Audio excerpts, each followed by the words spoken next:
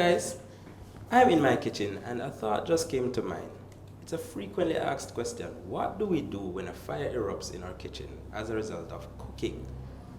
With me here to help us understand a little bit more about that is Brother Damien Burke from the Wilmington SDA Church. Welcome, sir. Thank you very much. Tell us a little bit about who you are and what is it that you do. I am a district officer attached to the Jamaica Fire Brigade, and in particular the Fire Prevention Department. I'm attached to the headquarters here in Kingston, and what we basically do is to really educate the population, deal with the engineering. So we do inspections of buildings, public spaces, and what we try to do is to enforce those laws and those rules, whether it be international or local, as it relates to fire prevention and fire safety for the buildings. I can remember as a child firefighters coming to my primary school, and they often tell us that the first thing to do in the event of a fire is stop, drop, and roll. Yes. And that's the only phrase, that's the only term, that's the only instruction I know to do in the event of a fire. Yes. And what if I'm in my house and there's a fire, I'm not caught? Do I just stop, drop, and roll? No, well, the stop, it's very funny that you mentioned that, because that is the most common statement that is related to the fire brigade. And incidentally, the fire prevention department would be the department to go to the schools, because I actually do that. I'm in charge of the schools, and that's one of the great mantras that we put across for the children, and remember that very, very easily. Yeah. That only applies only when your clothes is on fire, when you personally is on fire. Okay, yeah. You apply that, but that's not for every situation, of course. But it is one of the things that we try to get the children to practice, and that especially as it relates, you're in the kitchen now, that's one of the things that we try to push across as it relates to information for the children. It's easy, it's very practical. Of course, it's not only for children, it's for everybody. Yeah, for everybody. But it's one of the ways that we try to put across the information. There are three ways that we use to put out fires internationally, whether it be Jamaica or anywhere. We either smother it, we cool it down, or we starve it. And in actually doing the stop, drop, and roll technique, it is actually smothering the fire. That's one of the ways that we do it. So we're in the kitchen, as we can see. I'm cooking. Yes. I open with a question, and we oftentimes ask that question. Sure. What do I do? I'm cooking and a fire erupts out of the pot. Out of the, yes. What happens? What do I do? Do I reach for an extinguisher? Do I throw water in the pot? Do I run? Fire? What do I do? Yes, that's an excellent question. Most of the time, persons who are at home do not have a fire extinguisher. Most of the time, and it can be a little bit expensive. I noticed that you have one here. Yeah. There are 3 categories to which this fire extinguisher can put out, as we said before. It's A, B, and C. A has to do with organic material. B has to do with like oils and stuff like that. But C has to do with gases. All right. So this fire extinguisher is good for all 3. As I was about to point out, that this fire extinguisher has baking soda mostly in it. And there are some other chemicals that cause it to flow, so that it can come out of the fire extinguisher and onto the fire. The other one is the CO2. That's basically, as it says, a gas. Yeah. It usually can be used basically in areas that are indoor, so your computer areas, your kitchen, things like that. It's very good for those kind of fires. It is good on the outside, but it struggles. Yes, it struggles on the outside because, of course, it's a CO2, and most outside gas is oxygen, so it's going to have a little bit of difficulty, but it can work. This is I think is one of the better ones. CO2 is good because it doesn't leave any residue. This will. The CO2 is good for crevices, places where the fire is probably hard to reach. So like a stove like this, it would be very much appropriate for CO2 to use. But of course, as I said before, this is very good. The only difference is it will leave back some residue, leave back some of the baking soda. Yeah, so right?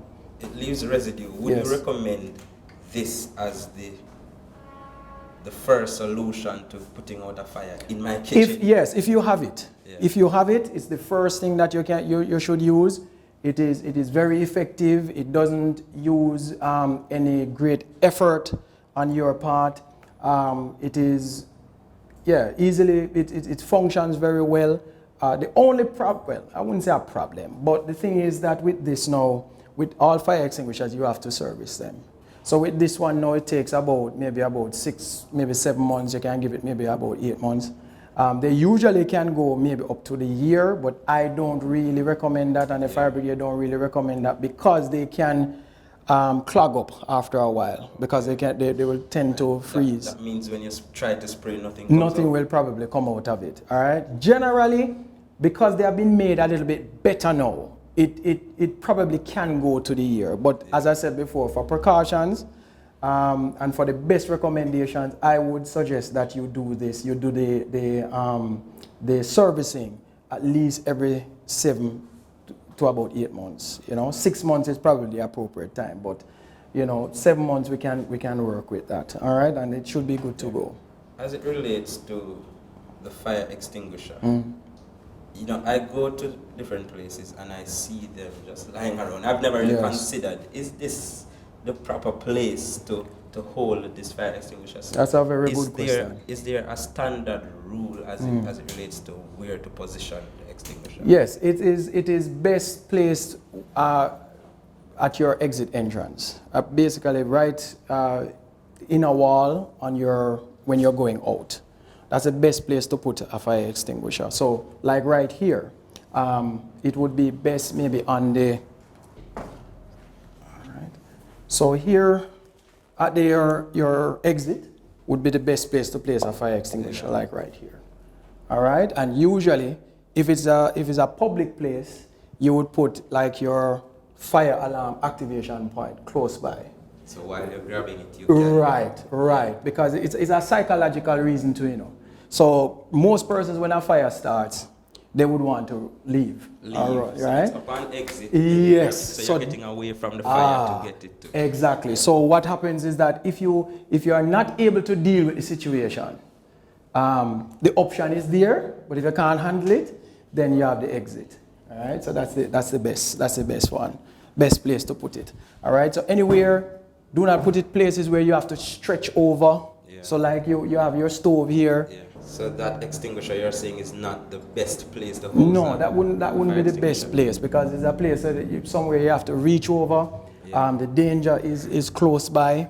All right, so that wouldn't be the best place to put a fire extinguisher. Safety is always paramount. As I said before, you are doing your cooking, whether it be oil-based or you're boiling anything or grilling or stuff like that. Once you have the pot is on the fire, the first thing, and you don't have a fire extinguisher, your best defense, of course, is to use what is available to you. So as again, we remember the 3 ways that we put out a fire. We cool it down, we starve it, or we smother it. In this case, because it is oil-based, now when you use water and oil, you're going to have problems, right? You're going to aggravate the situation because I think the oil is a little bit denser, so you're going to have it being escalated, all right? Starving it maybe is a good idea as long as you can remove the pot itself and take it on the outside, but that probably would be a little bit more dangerous to deal with. All right, so the best thing that you can probably do now is to smother the fire. All right, and you use the various mechanisms that you have available, which of course the best thing that would be used now is your pot cover. All right, so in the firefighting situation, because of course the first thing that you need to do is to calm down, to ensure that you're thinking rationally, because the difference between firefighters and the regular person, is that they are able to deal with a fire emergency under pressure. So they're able to rationally deal with the situation and deal with it in a calm manner. So that's what the first thing that you want to do, because the psychological part of it is sometimes a part that many persons probably not look into. And the psychological aspect is very important, because that is what escalates and spread the fire even more than the fire itself. It's based on your reaction, your initial reaction. All right, so you come there, you're frying your fish or you're frying whatever, and you probably have the fire there, starts up. All right, and the first thing that you probably want to do is to calm down. Right, is to calm down.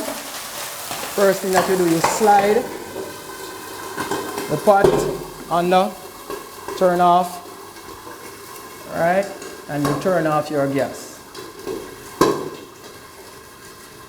All right, turn off your gas. And that should deal with the situation as quickly as possible, because of what you actually have done, you have actually cut off the oxygen from the fire. All right, now if you notice, what I did was not to clamp it down like this, but to slide it on.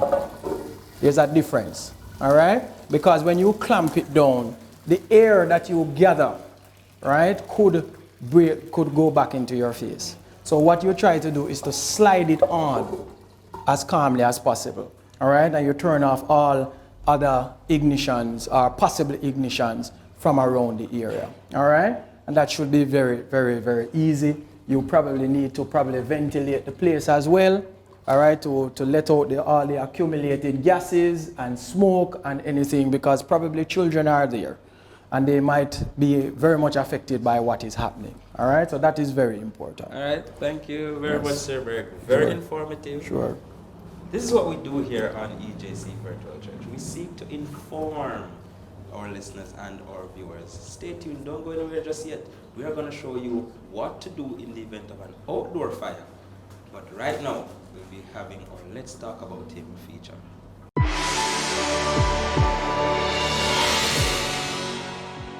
It was French journalist and philosopher Albert Camus who said, "Life is a journey, not a destination."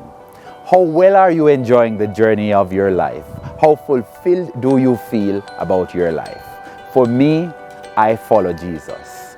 Join us, your friends, the Adventists, for the I Follow Jesus Digital Evangelistic Series, October 3 to 17, Sundays to Fridays, 7:30 to 8:45 p.m., and on Saturdays, 11 a.m. to 1 p.m., 6 p.m. to 7 p.m. I follow Jesus. How about you? All right, so we have a situation now where we have a fire. It's relatively small, and what we need to do, again, the psychology is very important. So this could be in our home, could be on a mattress, and if it's a mattress and you don't have a fire extinguisher, what you can do, you catch it early. If there's a part of the mattress that is not on fire, you take that part, and if you can take it outside, it would be good if you can do that. If not, you can turn over the mattress onto the floor so that the smothering technique can take effect. All right, either one can be used, and of course you have the water situation. But of course here we have our fire extinguisher, and of course you want to catch it as early as possible. So the first thing that you do is to remove the pin, which is this iron section here. Right, you discard it, you take the hose, right, and you hold it, and then you place it on the base of the fire. You don't fight the flames, you fight the material that is actually on fire. All right, so you stand about 6 to 8 feet from the fire, right, and you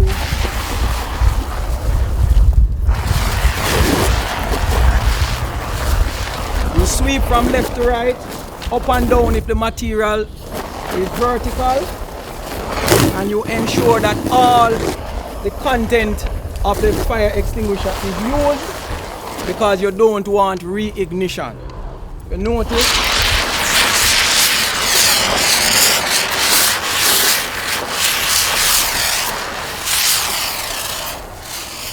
Again, use out all the contents. This is very, very important to stop reignition and to ensure that the fire is completely put out. All right, very, very important. Remain calm. And once you are going to use the fire extinguisher, as I said, you stand maybe about 6 to 8 feet. Once you are using it, you attack or you advance to the fire, because of course the pressure will be lowered as you continue to use the content. So this is very important. So as again, you don't want it to reignite. So that's why I said use all of the contents as best as possible. See, there is reignition. So you'd have to use another fire extinguisher to do the work. So again, you attack the base of the fire, which is the material that is actually on fire. And you ensure that all the relevant areas where you believe the fire has started is attacked very comprehensively. All right, another fire extinguisher is now finished. Okay. Again, this is very important, and you ensure that everything is removed from its area. So once things can be removed, you remove them so that you don't have a re-ignition and you do a proper analysis. By this time, of course, you would have done your fire drill. So just before you do all of what I just showed you, ensure that everybody has left the building. Everybody has left the home. So you make an alert, you shout out fire, and ensure that everybody has left the building, has left the home, and then you start to use your fire extinguisher. Because if you notice, especially with the ABC fire extinguisher, it does have a lot of dust, a lot of dust that comes with it, the bicarbonate product. That is the baking soda that is left there. So it makes a lot of smoke. Sometimes there are persons who have sinus and all of that kind of effect. It will have an effect on them. So you ensure that everybody leaves the area. All right. And again, don't be afraid to use out all the content. All right. Very, very important. So you don't want a re-ignition at all. This is very, very important. Because sometimes what happens, you think that everything is put out while under the surface there is heat, there is fire that is there. So that is very important. So once that you use out all of those things, all of the fire extinguisher, right, you can turn it over. You can turn over the sections. I mean, obviously this is a control setting, so it would be a different thing. So what you can do, as I said, I remove some of the things from there, right? And you can take up what is necessary, what you can take up, right? All of those things. You attack the fire downwind, right? So ensure that all of the smoke is going away from you, and you just lift up what needs to be lifted up, take out what needs to be taken out, and that should be able to buy you some time. And if you can get some water to finish it off, that would be great. All right, so that should be it where that is concerned, and the proper use of your fire extinguisher. Thank you so very much for having me and for demonstrating. There you have it. Very useful information there by Brother Damian Burke. As promised, we had our outdoor fire and we showed you how to control it. I mean, I learned a lot. I did not know that the content of the fire extinguisher is baking soda. I definitely did not know that. Well, this has been another Sunday night feature. Join us next week Sunday for another edition with useful information to take with you on your life's journey.